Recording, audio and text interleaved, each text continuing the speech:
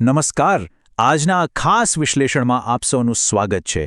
આપણે સૌ 8મા પગાર પંચ વિશે ઘણી અટકળો અને ચર્ચાઓ સાંભળી જ રહ્યા છીએ. પરંતુ તે લાગુ થાય તે પહેલાં જ કેન્દ્ર સરકારના કર્મચારીઓ માટે એક બહુ જ મોટો અને સરપ્રાઇઝિંગ ખુલાસો થયો છે. Composite salary account package. હા, માત્ર કોઈ સામાન્ય બેન્કિંગ અપડેટ નથી, પણ આર્થિક સુરક્ષાની દુનિયામાં એક સાચો ગેમ ચેન્જર સાબિત થવા જઈ રહ્યો છે. તો ચાલો આખી વાતને બરાબર સમજીએ. સૌથી પહેલો અને મોટો સવાલ એ થાય કે 8મા પગાર પંચ પહેલાં વળી નવું શું થવાનું છે? આપણે સૌ નવા પગાર માળખાની કાગડોળે રાહ જોઈ રહ્યા છીએ, પરંતુ તેની સત્તાવાર જાહેરાત થાય તે પહેલાં જ સરકાર તરફથી એક અણધારી આર્થિક ભેટ આપવામાં આવી છે. અને હા, આ માત્ર કોઈ નાનકડા પગાર વધારા પૂરતી સીમિત વાત નથી. આ તો કર્મચારીઓના આર્થિક વ્યવસ્થાપનને મૂળમાંથી બદલી નાખનારી એક જબરદસ્ત સરપ્રાઇઝ છે. જરા વિચારો, જૂનું સેલરી એકાઉન્ટ કેવું હતું? બસ એક એવી જગ્યા જ્યાં મહિનાના અંતે માત્ર પગાર જમા થતો હતો, બરાબર ને? બેન્કિંગનું કામ અલગ કરો, લોન માટે અલગ બેંકોના ધક્કા ખાઓ અને ઇન્સ્યોરન્સ માટે તો વળી કોઈ અલગ જ એજન્ટને શોધો. કેટલી મોટી માથાકૂટ! પરંતુ હવે આ નવું કમ્પોઝિટ સેલરી એકાઉન્ટ એક સંપૂર્ણ આર્થિક સુરક્ષા કવચ બનીને આવ્યું છે. જૂની વ્યવસ્થાની પેલી તમામ ઝંઝટો ખતમ અને બધું જ એક જ સુરક્ષિત છતની છે. તો આ કમ્પોઝિટ સેલરી એકાઉન્ટ પેકેજ ખરેખર છે શું? સાવ સરળ ભાષામાં કહીએ તો આ એક અપગ્રેડ થયેલું ઓલ ઇન વન સરકારી સેલરી એકાઉન્ટ છે.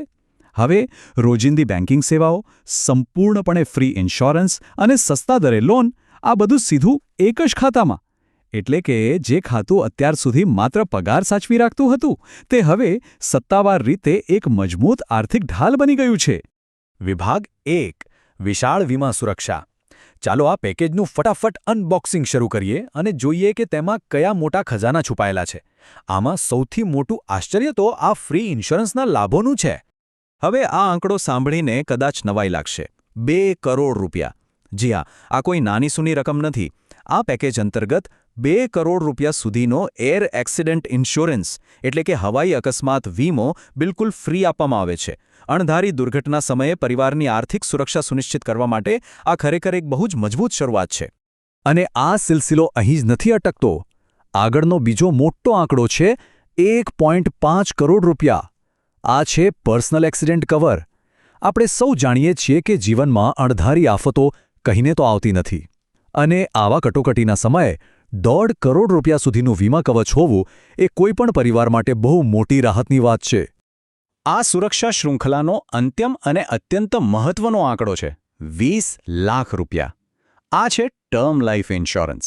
સામાન્ય રીતે માર્કેટમાં એક સારો ટર્મ પ્લાન લેવા જઈએ ને તો દર વર્ષે હજારો રૂપિયાનું પ્રીમિયમ ભરવું પડે છે.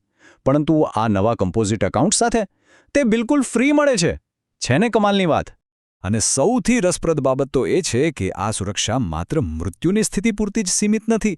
આ જાળ એટલી વ્યાપક છે કે તેમાં કાયમી વિકલાંગતા એટલે કે પરમનન્ટ ડિસેબિલિટી કવરેજનો પણ સમાવેશ થાય છે અને સાથે જ પરિવાર માટે એક વ્યાપક હેલ્થ કવર પણ છે. ટૂંકમાં કહીએ તો કોઈ પણ મુશ્કેલ પરિસ્થિતિમાં સંપૂર્ણ સુરક્ષાની પાક્કી ગેરંટી.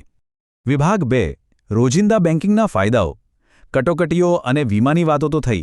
દરરોજ કંઈ આપણે વીમાનો ઉપયોગ નથી કરતા, પણ બેંકના વ્યવહારો તો રોજેરોજ કરીએ જ છીએ ને. તો ચાલો જોઈએ કે આ એકાઉન્ટ દૈનિક જીવનને કેવી રીતે સરળ અને સસ્તું બનાવે છે. દરેકનું એક સપનું હોય છે કે પોતાનું એક સુંદર ઘર હોય, એક ગાડી હોય અથવા બાળકોને સારું ઉચ્ચ શિક્ષણ મળે. આ નવા ખાતા દ્વારા ઘર, ગાડી કે ભણતર માટે લોન લેવી હવે ખૂબ જ સસ્તી થઈ જશે, કારણ કે તેના વ્યાજદરો સામાન્ય કરતાં ઘણા ઓછા હશે. એટલું જ નહીં, લોન પ્રોસેસિંગ ફીમાં પણ મોટો ઘટાડો કરવામાં આવ્યો છે. એટલે કે સપનાઓ પૂરા કરવા હવે આર્થિક રીતે વધુ સરળ બની જશે. આ ઉપરાંત દૈનિક જીવનને સીધી અસર કરતા બીજા કેટલાક ફટાફટ ફાયદાઓ પણ છે. જેમ કે ઝીરો બેલેન્સ એકાઉન્ટની સુવિધા. એટલે કે ખાતામાં મિનિમમ બેલેન્સ જાળવી રાખવાની કોઈ જ ઝંઝટ નહીં. સાથે જ અનલિમિટેડ ટ્રાન્ઝેક્શન્સની છૂટ એટલે એટીએમ કે ઓનલાઈન વ્યવહારોની લિમિટનું ટેન્શન ખતમ.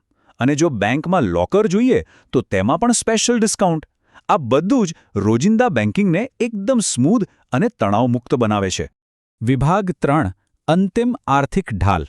આ બધું જ સમજ્યા પછી એટલું તો એકદમ સ્પષ્ટ થઈ જાય છે કે આ માત્ર કોઈ બેંક ખાતાની નવી વિશેષતાઓ નથી. જ્યારે રોજિંદી બેન્કિંગ સુવિધા અને કટોકટીના સમયની આટલી વિશાળ સુરક્ષા ભેગા થાય ને ત્યારે તે ખરા અર્થમાં એક અભેદ્ય કવચ, એક અલ્ટિમેટ શિલ્ડ બનાવે છે. અને આ આખા મામલાની સૌથી બેસ્ટ અને રાહત આપનારી બાબત શું છે ખબર છે? સરકારી આદેશ એકદમ સ્પષ્ટ છે. બેંકોને સીધો આદેશ અપાયો છે કે તેઓએ તમામ જૂના સેલેરી એકાઉન્ટ્સને આ નવા કમ્પોઝિટ પેકેજમાં કોઈ પણ અડચણ વિના ઓટોમેટિક અપગ્રેડ કરવાના રહેશે. મતલબ કોઈ જ લાંબા ફોર્મ ભરીને બેંકોના ચક્કર કાપવાની જરૂર નથી. બેંકો જાતે જ આ નવા પેકેજમાં શિફ્ટ કરવા માટે બંધાયેલી છે. કર્મચારીઓને આર્થિક રીતે સુરક્ષિત કરવાની આ ખરેખર ખૂબ જ પ્રશંસનીય અને મોટી પહેલ છે. પણ આ આખું જબરદસ્ત માળખું જોયા પછી એક પ્રશ્ન ચોક્કસ મનમાં ઊભો થાય છે.